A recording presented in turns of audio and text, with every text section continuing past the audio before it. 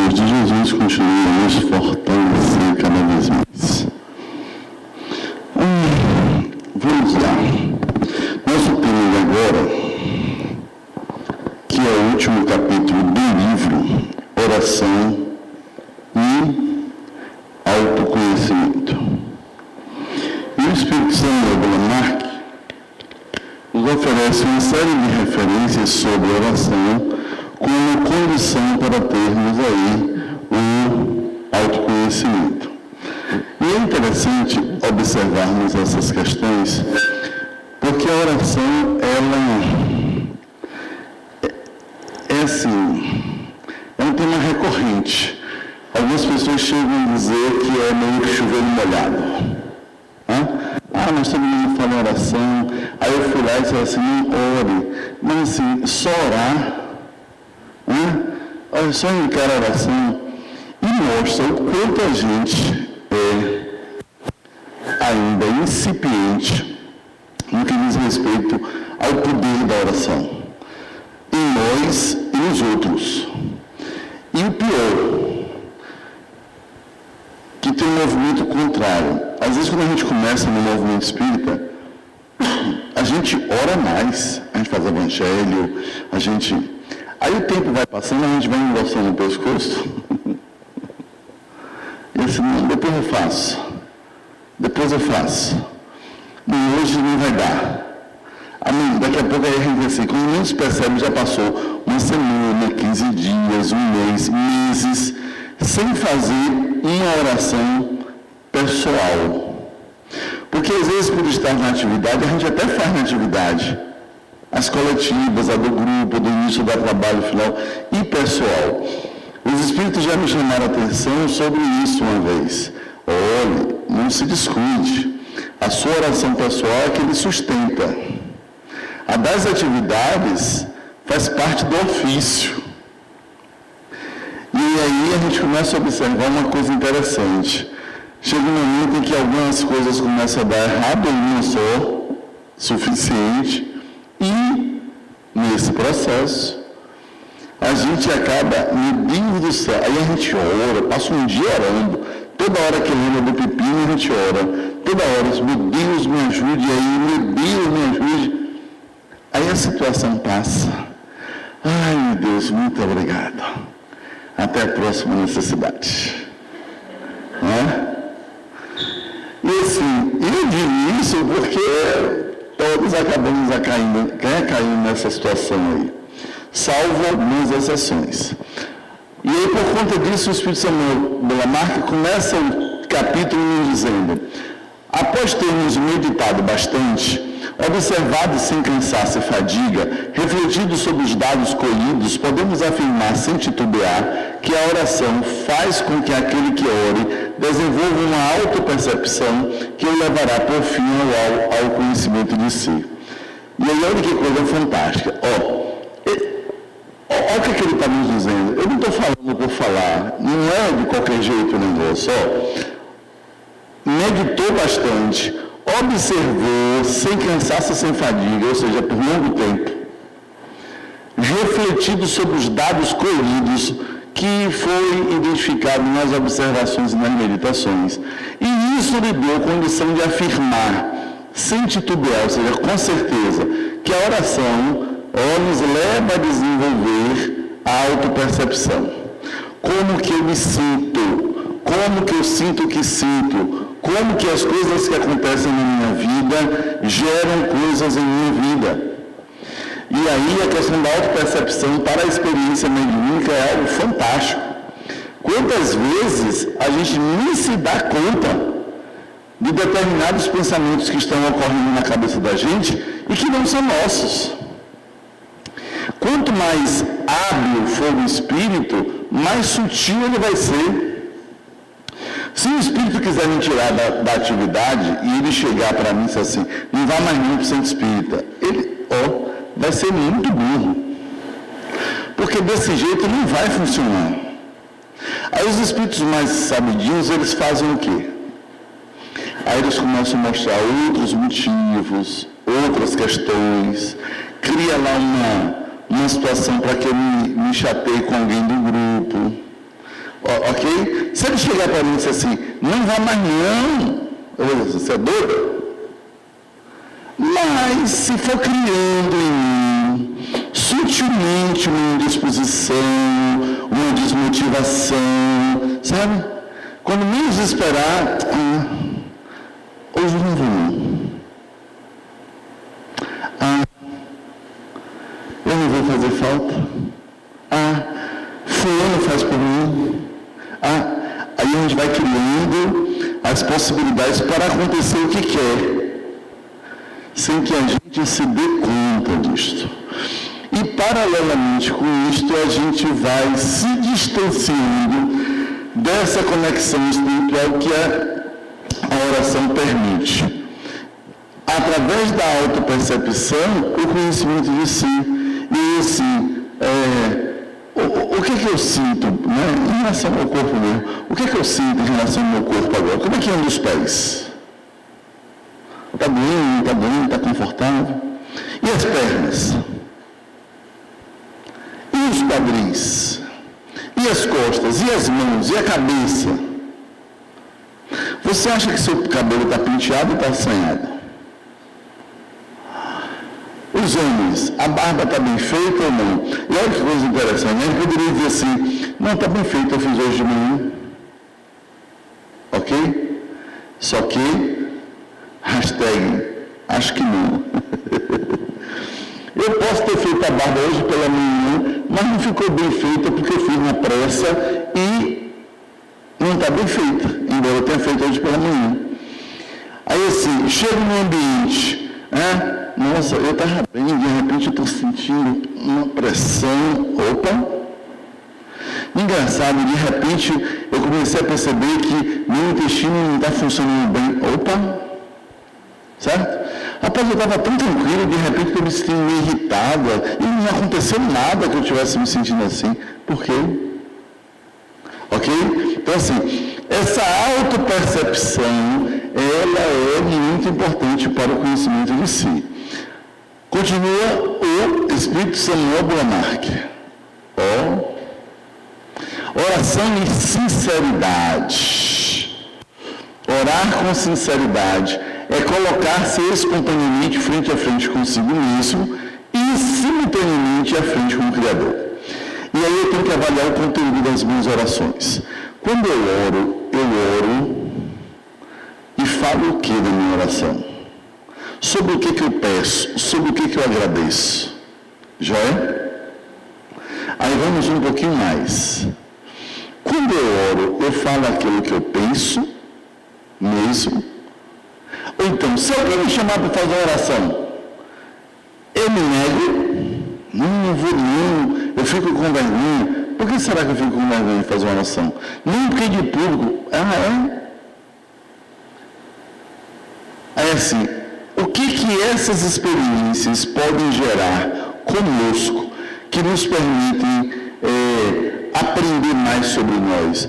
Porque isso vai aparecer também na experiência mediúnica. Eu já ouvi coisa de médium nesses anos de trabalho, extremamente interessantes. Algo do tipo, ai meu Deus, que morrendo de vergonha, aquele espírito que eu incorporei. Oxe, se é o caso do espírito, se é o problema que ele está vivendo, por que você tem que ter vergonha? Entendi. Ou você está me dizendo que foi mímico? Porque se fosse eu até entendo se você tivesse vergonha. Mas se for de um espírito através de você, por que você teria vergonha? Por conta do conteúdo? Por conta da afinidade? Qual é a mesma questão? Então, quando eu consigo espontaneamente estabelecer essa relação comigo mesmo e entender que esse diálogo que eu faço através da oração é uma conversa com Deus, me ajude, Senhor, em que, aí lembra Jesus, o que queres que eu faça? Ok? O que queres que eu faça? Eu já conheci pessoas que dizem assim, eu não oro porque eu acho que não precisa, porque Deus sabe de todas as coisas, logo Ele sabe o que eu preciso. Se Ele sabe o que eu preciso e Ele é humilde, Ele não vai precisar que eu peça para Ele me atender. Gostaram?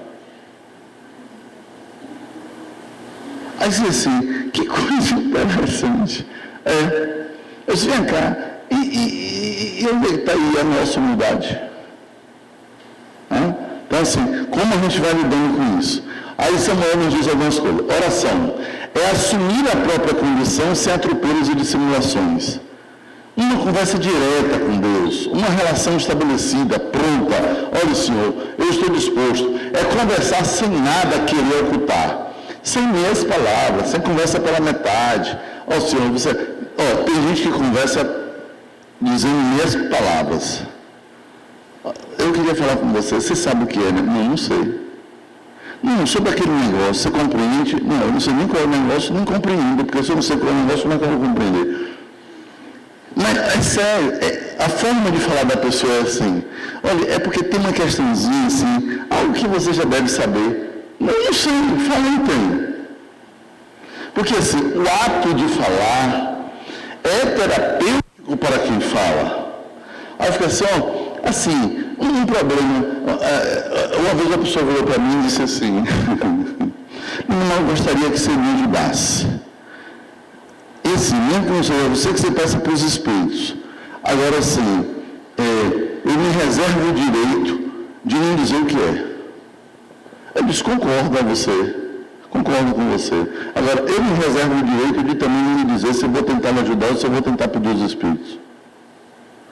Ainda mais não vale. Disse, claro que vale, o critério é igual. Você não quer dizer o que é, e eu não me respondo se vou ajudar ou não. Aí ele fez, mas como seria isso? Eu disse, um jogo. Jogo é assim.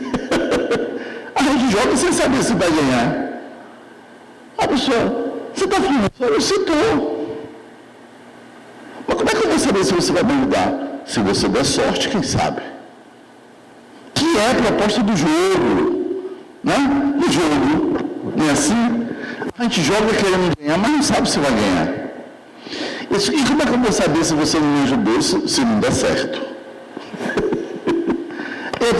Você está falando sério, eu citou, imagine você fazendo uma oração e tentando conversar com Deus. Não, mas Deus já sabe. Você então, confia em Deus. Não, o problema é que em Deus eu confio, eu não confio em mim. Aí, bom, agora aí foi que deu. Por que isso? Porque eu quero benefício, traduzindo, em termos psicológicos, eu quero benefício, mas eu não quero assumir o risco. Sabe por quê? Na hora que eu peço dizendo qual é o problema, a contrapartida vem. Está lá no Evangelho, faz por ti que eu te ajudarei. E a gente fica tentando ludibriar esse processo.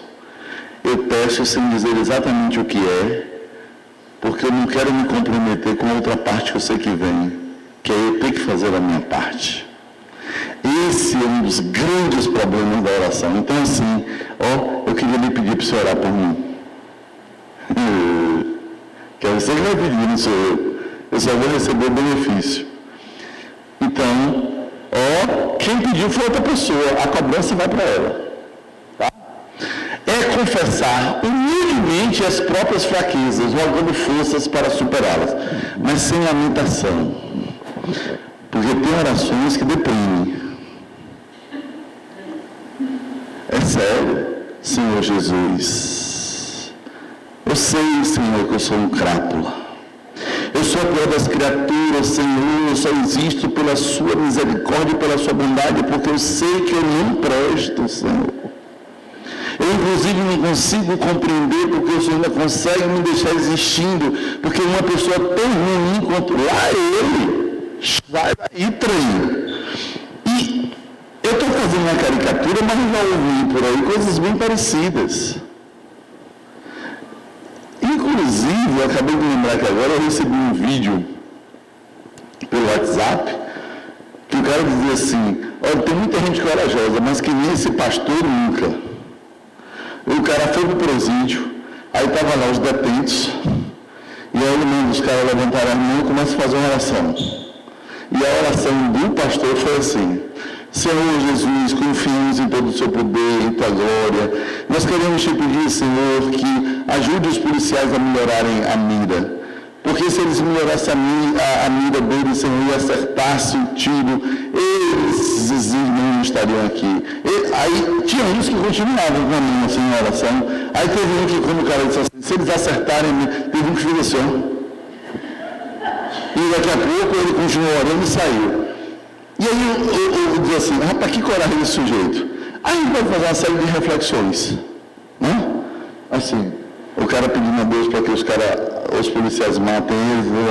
Mas assim, tinha pessoas que nem refletiam sobre o conteúdo.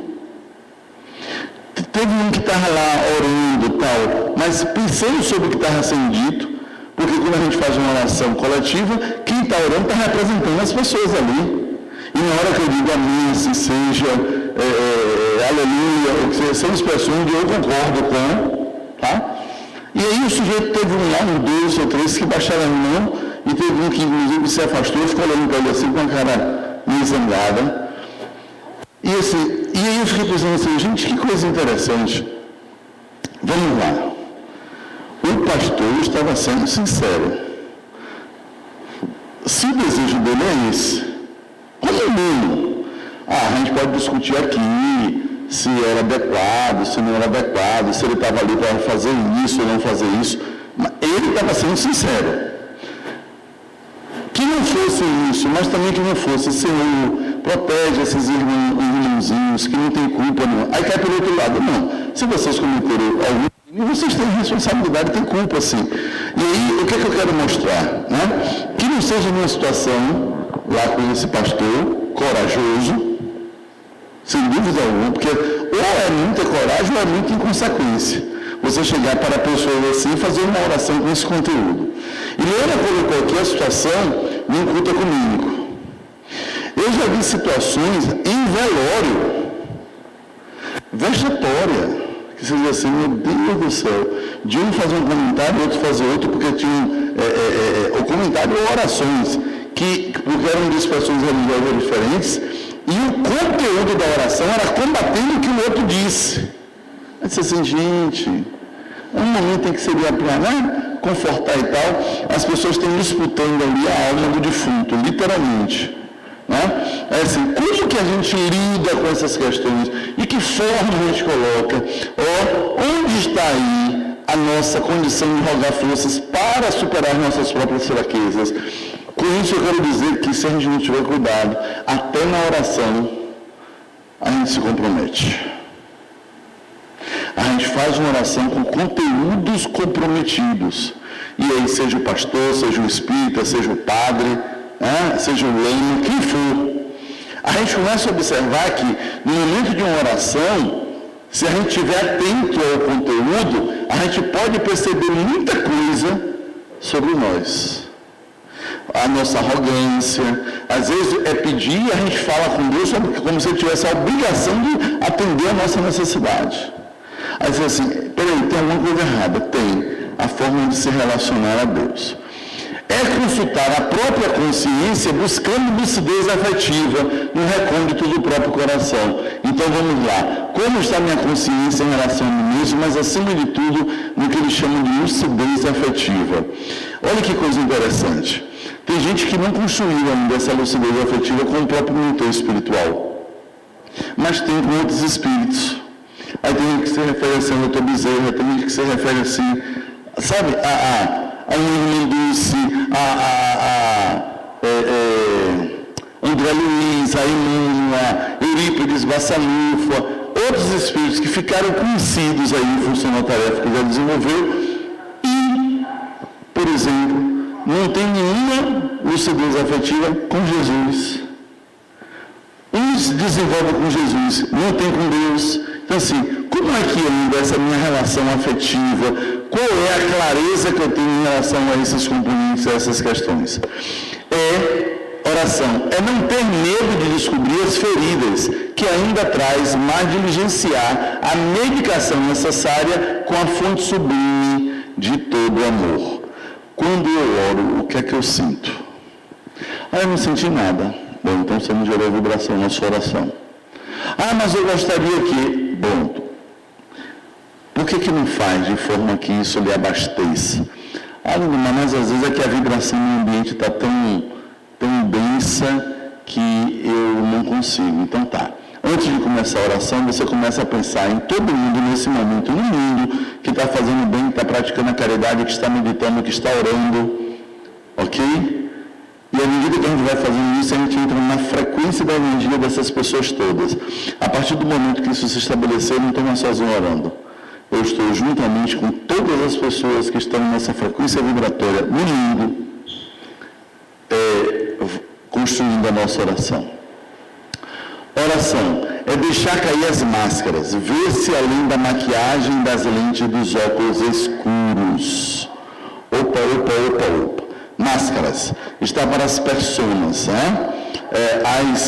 Nós vamos, a cada encarnação a gente constrói uma personalidade predominante, mas nós temos aí, a depender dos papéis e das funções que a gente ocupa, essas máscaras. Então, na oração, eu deixo isso cair, eu me permito viver uma experiência diferente, além daquilo que eu uso como maquiagem ou como lente de óculos escuros. Ou seja, eu me deixo ser visto como eu sou. Esse é o grande exercício. E para eu poder me deixar ser visto como eu sou, eu adquiro a possibilidade de enfrentamento. E oração é ser forte na fraqueza, é acender a própria luz na escuridão que ainda se encontre. E dentro dessa perspectiva, nós vamos ter cada vez mais as possibilidades de um entendimento maior. Olha, brilhe a vossa luz. Jesus nos recomendou. E como é que eu posso ser forte na fraqueza? Não negue. Negar as nossas fraquezas é agudizar a fraqueza. Todas as vezes que eu identifico, que eu reconheço, que eu aceito uma determinada fraqueza, eu me disponho a fazer algo em função da superação. Enquanto eu estiver escondendo, é porque eu não pretendo superar. Isso é uma verdade discutida pelas filosofias e pelas escolas psicológicas. Oração é ser sábio por saber reconhecer a própria ignorância. Até Jesus exercitou isso. Pai, afasta de mim esse cálice, mas que seja feita a tua vontade, não a minha. Se tem algo que eu não alcanço, Senhor, tudo bem, agora sim, eu posso dizer que eu não quero sofrer, né? Claro, eu sou masoquista. Se eu puder não passar por isso, beleza. Não quero passar. Agora, se não tiver jeito, que seja feita a tua vontade. Lembra lá do comentário que eu fiz do Dr. Bezerra ontem? Meu filho, você não compreende todos os objetivos. Pare de presunção. Então, assim, e nesse momento a gente precisa compreender e aceitar essa possibilidade. Oração é identificar-se como filho por saber que Deus é Pai de todos nós. E aí vocês observem que a partir desse slide, dessa diapositiva, Samuel já começa se referindo à oração, nos oferecendo indicadores de autoconhecimento. Observe, é ser sábio. Está falando da nossa condição. É identificar-se como filho. Então, ser filho de Deus é uma identificação com a nossa condição, com o nosso estado, com a nossa origem, com as nossas possibilidades. E ao entender essas possibilidades, nós somos chamados para experienciar cada vez mais esse encontro entre a oração e o autoconhecimento. Na oração sincera e para assim ser, precisamos mergulhar em si mesmo, que é a introspecção, que é um método, que é a observação interna, onde a nossa subjetividade vai aparecer. Cada um tem um jeito de orar. Porque eu gostei da oração de fulano. Ok, você vai fazer uma tão boa quanto, do seu jeito. Exercitar a confissão nos leva à extrospecção, portanto, para fora. Observação externa, a objetividade. Tem gente que diz assim, eu não gosto de fazer oração porque eu não faço uma oração bonita que nem, aí se refere a uma pessoa. A sua, do seu jeitinho, vai ser também a oração que vai expressar tudo que você precisa. José Alberto de Minagado, ele contou numa palestra que ele tinha ido em um lugar e tinha uma senhora bem simplesinha que morava lá, que gostava muito dele, e ela não pôde ir para a palestra porque o marido estava muito doente, e aí queria que ele fosse lá. E aí falaram com ele, ele disse, tá, bora. E aí foi. Chegando lá, ela disse, eu queria que o senhor fizesse uma oração para meu velho que está aqui doente, tadinho. Aí Medrado ia fazer a oração, mas sentiu assim, eu estou aqui, vou participar da oração com a senhora, mas a senhora que vai fazer a oração. E meu filho, a senhora mesmo. E eu sei, sabe sim, faça a oração. E ela começou a algumas vezes assim, meu Deus, me ajuda. Ajuda meu velho que está muito doente, por isso ele não pode trabalhar. Olha Deus, você sabe do amor que nós temos por ti. Você sabe que a gente gosta da luz. E aí Medrado disse que ela começou orando do jeitinho dela, com o vocabulário dela, errando lá em algumas palavras, não é concordância e tudo mais. E daqui a pouco ele viu a mulher começar a brilhar, que foi inundando o ambiente. E espíritos que chegaram ali não tinham nem mais a forma humana, eram focos de luz. Aí Medrado disse que não se aguentou e pensou alto. A mulher com a condição dessa, eu vou fazer o que aqui? Aí montou Carlos Morião e disse para ele, aprender a ser simples, meu filho. E aí, quando o Medrado compartilha essa experiência que ele teve com a gente, né, com o público que ele contou a história lá na palestra, eu estava lá, é algo para nos fazer pensar. Às vezes a gente acha que o bonito é o rebuscado, o bonito é o simples, o bonito é o sincero, o bonito é o essencial. E se a gente não tiver cuidado, a gente perde essa condição de mergulhar em si mesmo e de fazer a nossa confissão quando a gente ora. A oração é uma confissão, a gente reconhece ali as necessidades que tem. E aí vamos para o terceiro momento, que é o reconhecimento, a intuição, a observação da totalidade. Aqui acontece o autoconhecimento e, portanto, a necessidade de transformação. Quando nós buscamos, através do reconhecimento, fazer a nossa tomada de consciência do processo, a nossa mente se abre, a intuição flui melhor. Temos uma percepção melhor da totalidade. Quanto mais percebemos melhor a totalidade, mais podemos ter o autoconhecimento. E ao termos o autoconhecimento, a gente vai sentir, sim, a necessidade de nos melhorarmos. Em síntese, ao identificarmos e reconhecermos através do autoconhecimento que a oração nos propicia as nossas necessidades evolutivas, rogamos a força suficiente para superarmos a nós mesmos. A superação de si. Por isso, devemos sempre refletir sobre o conteúdo das nossas orações, que já falávamos aqui desde o início. Inclusive aqueles que vêm em nossa mente e que não falamos, seja a oração em público ou não. Porque eu posso estar fazendo uma oraçãozinha lá no recôndito do meu quarto. E vindo até na minha mente eu não dizer. Vem e não fala. Por que eu não falo? Porque eu não quero assumir para Deus.